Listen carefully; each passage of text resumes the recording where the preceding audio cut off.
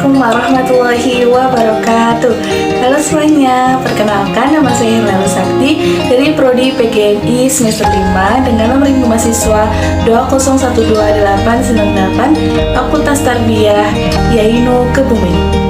Nah, sebelum mengetahui apa sih model pembelajaran Penjaskes itu, mari kita bahas bersama-sama tentang model pembelajaran Penjaskes. Model pembelajaran adalah suatu perencanaan atau pola yang dapat kita gunakan untuk mendesain pola-pola mengajar secara tatap muka di dalam suatu kelas dan menentukan material atau perangkat pembelajaran.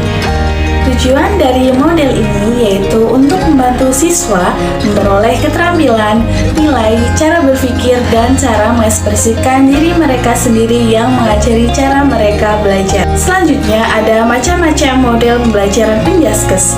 Yang pertama ada model pembelajaran outdoor education. Model ini menekankan pada pengalaman belajar yang menyenangkan dan mengenal lingkungan yang adaptif dengan karakteristik siswa.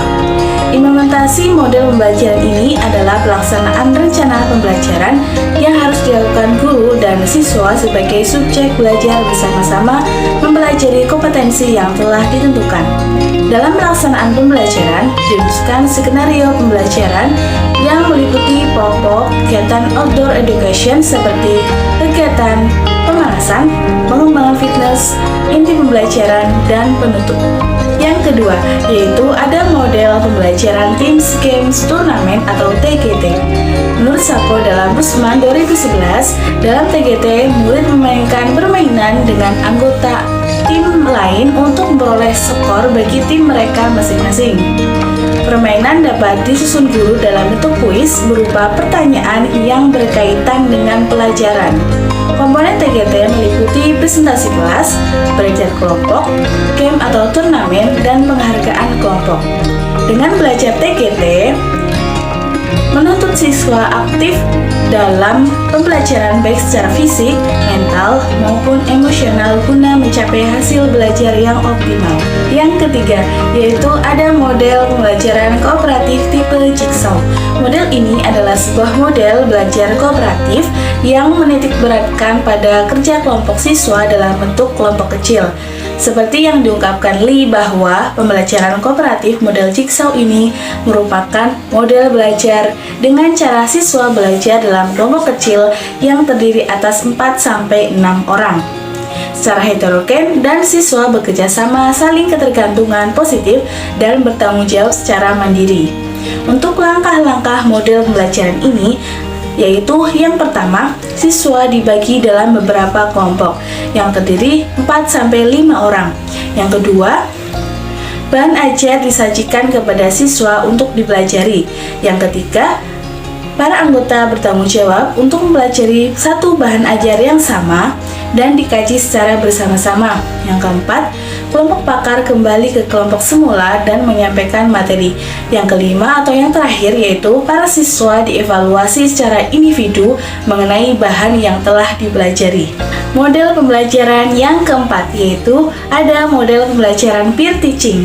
Model ini adalah siswa saling memberi pengetahuannya kepada sesama rekannya atau mengajari teman sejawatnya. Model ini akan memberikan interaksi di antara siswa dengan siswa, siswa dengan guru, sehingga perlu proses pembelajaran yang lebih aktif. Yang kelima, yaitu ada model pembelajaran Helison. Model pembelajaran ini lebih menekankan pada kesejahteraan individu secara total. Pendekatannya lebih berorientasi pada siswa, yaitu self-actualization dan social reconstruction. Tujuan model ini adalah meningkatkan perkembangan personal dan responsibility siswa dari irresponsibility, self-control, involvement, dan self-direction melalui berbagai aktivitas pengalaman belajar sesuai kurikulum yang berlaku.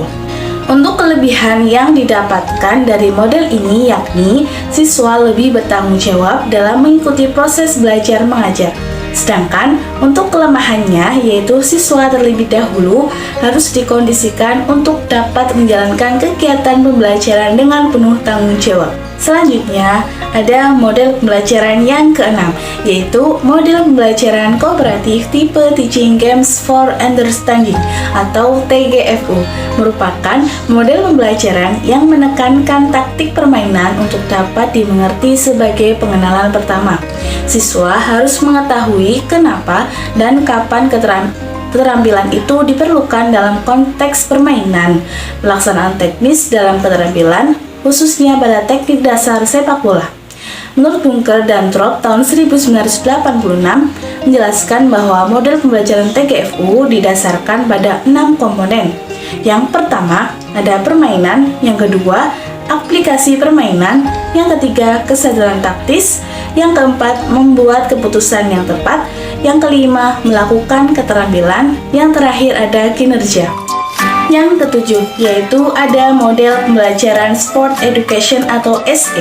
Model pembelajaran ini adalah sebuah model kurikulum yang dikembangkan oleh Sendentop pada tahun 1994 dan menyebutkan 3 tujuan utama SE, yaitu yang pertama membangun olahragawan, yang kedua mengerti, dan yang ketiga antusias. Aktivitas model kurikulum SE memiliki 6 ciri utama yang dapat memberikan identitas unik, yakni yang pertama ada musim, yang kedua keanggotaan, yang ketiga kompetisi resmi, yang keempat pertandingan puncak, yang kelima pencatatan, dan yang keenam atau yang terakhir yaitu pesta.